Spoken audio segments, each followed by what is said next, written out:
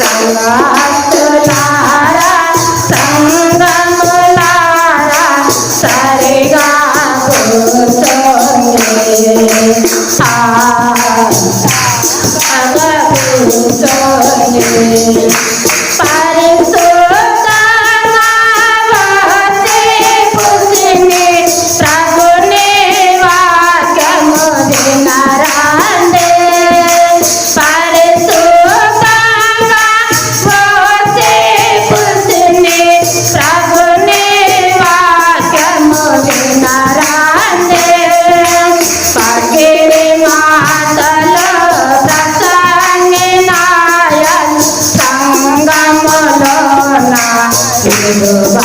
కూర్చోండి పకిరి మాటలు ప్రసంగినాయల్ సంగములోన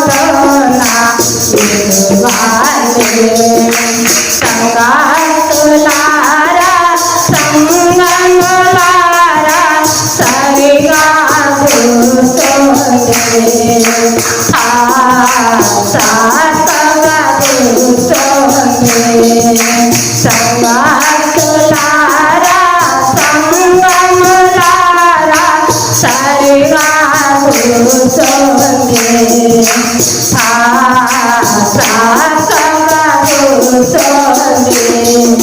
వాక్యాంశముగా పాపములు క్షమించబడుట. వాక్యాంశం ఏమిటి? పాపములు క్షమింపబడుట. సహోదరుడు చదవగా వాక్యాంశాన్ని మనము విన్నాం. మరొకసారి ఆ లేఖన భాగాన్ని చదువుకుందాం. మార్కు సువార్త 2వ అధ్యాయము మొదటి 5 వచనాలు మనం జ్ఞాపకం చేసుకుందాం. పరిశుద్ధ గ్రంథములో నుంచి మార్కు సువార్త 2వ అధ్యాయము మొదటి నుంచి 5 వచనాలు మనం చదువుకుందాం. ఇక్కడ జరిగినటువంటి సంఘటన ఏమిటంటే, పక్షవాయువు గలవాడు ఒక వ్యక్తి ఉన్నాడు. చాలా దినముల నుంచి అతడు పక్షవాయువుతో బాధపడుతూ నడవలేని స్థితిలో పరుపులో పండుకొని ఉన్నాడు. పక్షవాయువు గల వాడిని 4 వ్యక్తులు మోసుకొని వచ్చారు. ఎంతమంది అమ్మా? 4 వ్యక్తులు మోసుకొని వచ్చారు.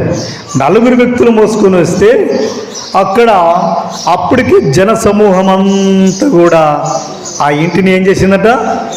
ముట్టడి వేసింది. ఆ ఇంటిని ముట్టడి వేసింది. అక్కడ వెళ్ళడానికే అవకాశం లేదు. జన సమూహముతో కిక్కిరిసిపోయింది. అనేక మంది జనాభా ఆ ఇంటి ముందర మరి నిలబడి ఉన్నారు. అయితే వీరేం చేశారంటే, పక్షవాయువు గల వారిని 4 మనుషులు మోసుకుని వచ్చారు.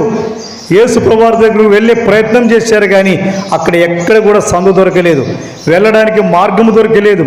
ప్రవేశించడానికి కొంచెం కూడా సందు దొరకలేదు. వీరు ఏం చేశారంటే, అక్కడ ఒక సైడుకు మెట్లుంటే వారు ఏం చేశారు? గబగబాన పైకెక్కారు. మిద్దెకెక్కి ఆ పైకప్పును ఏం చేశారంట?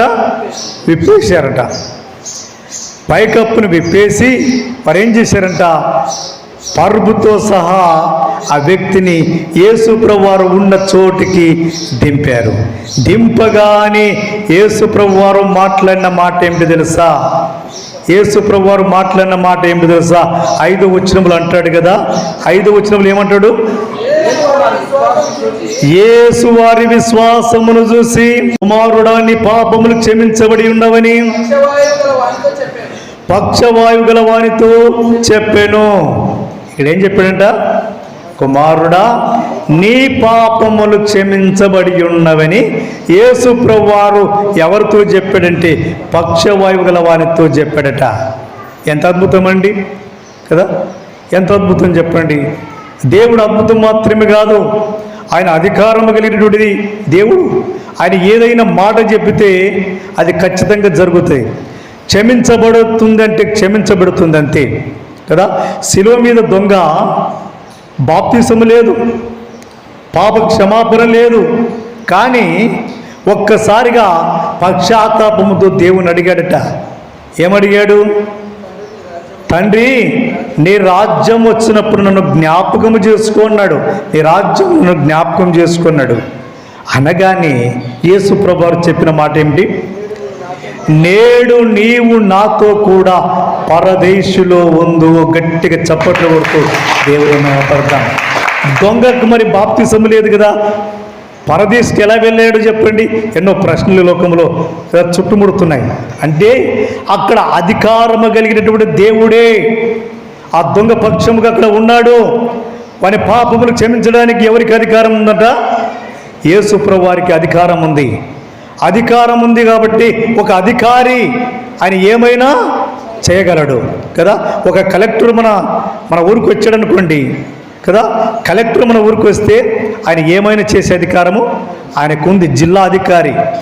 అదే ఒక ముఖ్యమంత్రి మన రాష్ట్రంలో ఉన్నటువంటి ముఖ్యమంత్రి మన గ్రామానికి వచ్చాడు అనుకోండి కదా, ఇక్కడ ఏం బాగు చేయాలో ఏం చేస్తాడు? బాగు చేయించగలడు. అంటే ఆ అధికారం ఎవరికి ఉంది? ఒక ముఖ్యమంత్రికి ఉంటుంది. అయితే సమస్తాన్ని సృష్టించినటువంటి సృష్టికర్త మన ప్రభు అయినటువంటి యేసు ప్రభు వారు గట్టిగా చప్పట్లు కొడుతూ దేవుని మహిమపడతా. అయితే ఆ పక్షవాయువు గల వానితో ఒక మాట చెప్పాడు, నీ పాపములు క్షమించబడి ఉన్నవి. ఏమిటట? నీ పాపములు క్షమించబడి ఉన్నవి అని చెప్పాడు. ఇంతకీ ఆ పక్షవాయువు గలవాడు చేసిన పాపం ఏమిటి? యేసు ప్రభువారు ఆ మాట చెప్పడంలో ఉన్నటువంటి ఉద్దేశం ఏమిటి? కారణం ఏమిటి చెప్పండి? అక్కడ ఎందుకోసం వచ్చారు? ఎందుకోసం వచ్చారు వాళ్ళు? స్వస్థత కోసం వచ్చారు. కానీ యేసు ప్రభువారు స్వస్థపరచక ముందు ఏం చేశాడు? పాపములు క్షమించాడు. కారణం ఏమిటంటే ఈరోజు చాలామంది స్వస్థత పొందుకొని వస్తారు, కానీ ఏ స్వస్థత ఉండదు? ఆత్మీయ స్వస్థత ఉండదు. చాలామందికి శరీర స్వస్థతలు పొందుకుంటారు. శరీర స్వస్థత పొందుకున్న తర్వాత ఆత్మకు ఏముండదు? స్వస్థత ఉండదు. బుద్ధి బాగుండదు, మనసు బాగుండదు కదా. ఎంతో గందరగోళంగా లోకముల మనుషులు బ్రతుకుతున్నారు. ఈ రోజుల్లో చాలామంది దేనికోసం పరిగెత్తుతున్నారయ్యా అంటే స్వస్థతల కోసం పరిగెత్తుతున్నారు. ఎవరైనా ఆత్మీయ రోగం కొరకు ఎవరైనా బాగు చేసుకోవాలని పరిగెత్తుతున్నారా పరిగెత్తుతున్నారా? ఈ లోకములో ఆత్మీయ రోగాన్ని బాగు చేసుకునేవారు చాలా బహు తక్కువ మంది. ఈ రోజుల్లో చాలామంది దేనికోసం పరిగెత్తుతారంటే శరీర స్వస్థతల కోసం పరిగెత్తారు. ఈడ బాగా చేస్తారంటే అక్కడ పరిగెత్తుతారు, ఈడ పిల్లలు కలుగుతారంటే అక్కడ పరిగెత్తుతారు, ఇంకో ఏదో ఒకటి చేస్తారంటే అక్కడ పరిగెత్తుతారు. నువ్వు ఎక్కడ పరిగెత్తవలసిన పని లేదు సహోదరి. ఆత్మకునికి స్వస్థత కావాలి. మొదట యేసు ప్రభువారు గ్రహించింది ఏమిటి? పక్షవాయువు గల వాని యొక్క విశ్వాసం ఏమిటో తెలుసా? యేసు ప్రభువారు గ్రహించాడు, నీకు శరీర స్వస్థత కాదు, ముందు శరీర స్వస్థత కాదు, నీకు జరగవలసింది ఏమిటో తెలుసా? ఆత్మకు స్వస్థత కావాలి, ఆత్మీయ స్వస్థత కావాలి. ఈరోజు ఆత్మలో స్వస్థత లేదు. అయితే యేసు ప్రభువారు ఆ పక్షవాయువుల వానికి అవసరత ఏముందో తెలుసా గ్రహించాడు. పక్షవాయువుల వానికి శరీర స్వస్థత కంటే ముందుగా ఏం జరగాలి? ఆత్మీయ స్వస్థత జరగాలని యేసు ప్రభువు భావించాడు. అందుకే వెంటనే ఏమన్నాడు తెలుసా? ఏమన్నాడు? నీ పాపములు క్షమించబడి ఉన్నవి అన్నాడు. ఎందుకన్నాడు అన్నమాట? అంటే అతని ఆత్మలో అంతవరకు యేసు ప్రభువు వారికి ఎంతవరకు అంట? అల్లంత దూరంలో ఉన్నాడట. అంటే యేసు ప్రభువు వారి దగ్గరికి ఎప్పుడు రాలేదట. ఎప్పుడు వచ్చాడంట? శరీరములో అనారోగ్యం ఏర్పడినప్పుడు, బలహీనత ఏర్పడినప్పుడు యేసయ్య దగ్గరికి వచ్చాడు. ఈ రోజులో చాలామంది ఏమంటారంటే కదా, దేవా ప్రభువా అని ప్రార్థన చేస్తుంటారు. అన్నీ అయిపోయిన తర్వాత పడకల మీద ఉన్నప్పుడు, ఇంకా చనిపోతామని జ్ఞాపకం వచ్చినప్పుడు, బాగా అనారోగ్యం వచ్చినప్పుడు, జ్వరం వచ్చినప్పుడు ఏమంటారు? దేవా నీవే దిక్కు కదా, ప్రభువా నన్ను కాపాడు, నన్ను రక్షించు. ఎన్ని ప్రార్థనలు చేస్తారు. కానీ ఈ వ్యక్తి కూడా పక్షవాయువుతో బాధపడుతున్నప్పుడు మోయబడ్డాడు, 4 చేత మోయబడ్డాడు. కానీ అయితే యేసు ప్రభువు ఏం చూశాడంటే వారిలో ఒక విశ్వాసాన్ని కనుగొన్నాడట. ఆ 4 కదా ఆ మిద్ద పైకప్పు విప్పి కిందికి దింపారు. అంటే వారి 4 యొక్క విశ్వాసము మరి ఆ పక్షవాయువుల గానిని స్వస్థపరచడానికి కారణమైంది. అంత మాత్రమే కాదు, పక్షవాయువు గలవాడు కూడా యేసు ప్రభువారు నన్ను స్వస్థపరచగలడని ఆయన కూడా విశ్వాసం ఉంచి ఉండవచ్చు. కాబట్టి ఈ కార్యము అతని స్వస్థతకు కారణమైంది. అందుకే ఆత్మీయమైనటువంటి స్వస్థత కావాలని యేసు ప్రభువారు భావించి ఏం చేశాడు తెలుసా? ఆత్మీయతకు స్వస్థత ఇచ్చాడు. రెండవదిగా ఏం చేశాడంటే శరీర స్వస్థతను దేవుడు ఇచ్చాడు. ఎందుకు మొట్టమొదటిగా శరీర స్వస్థతని ఇవ్వలేదంటే, శరీర స్వస్థతని ఇస్తే వెంటనే వాడు ఏం చేశాడు? గెంతులు వేసుకుంటూ వెళ్ళిపోయి మరల లోకంలో కలిసిపోయేవాడు. కానీ వానికి కావలసింది ఆత్మీయతకు స్వస్థత అని వాని ఆత్మీయతను బాగుపరిచి ఆ తర్వాత శరీరాన్ని బాగుపరిచాడు. కాబట్టి ప్రియా సహోదరుడా, సహోదరి, ఈ లోకంలో చాలామంది దేవునికి దూరముగా జీవించేవారు ఉన్నారు, దేవునికి ఎంతో దూరంలో బ్రతికేవారు ఉన్నారు.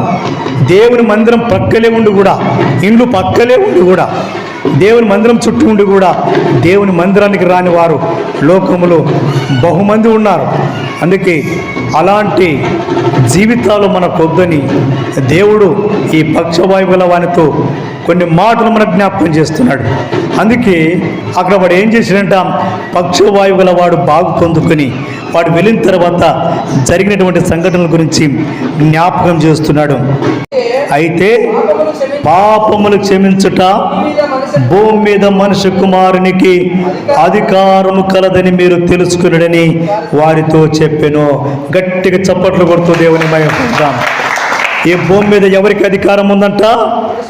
మనుష్య కుమారుడైనటువంటి యేసు ప్రభువారికి అధికారం ఉంది. యేసు ప్రభువారు పరలోకము నుంచి వచ్చినటువంటి దైవ కుమారుడు. ఆయన దేవుడై ఉన్నాడు, సర్వాధికారం గల దేవుడై ఉన్నాడు. అయితే యేసు ప్రభువారు అక్కడ ఉన్నటువంటి యూదుల ఆలోచనలు, శాస్త్రుల ఆలోచనలు గమనించి అక్కడ ఏమంటున్నాడంటే, ఒక వ్యక్తిని నేను నీ పాపములు క్షమించబడి ఉన్నావని చెప్పుట సులభమా, నీ పరుపునెత్తుకుని నడవమని సులభమా? ఏది సులభము అని ఒక ప్రశ్న వేశాడు. ఈరోజు చాలామంది ఈ పరుపునెత్తుకుని నడవమంటే నడుచుకుంటూ వెళ్ళిపోతారు కదా.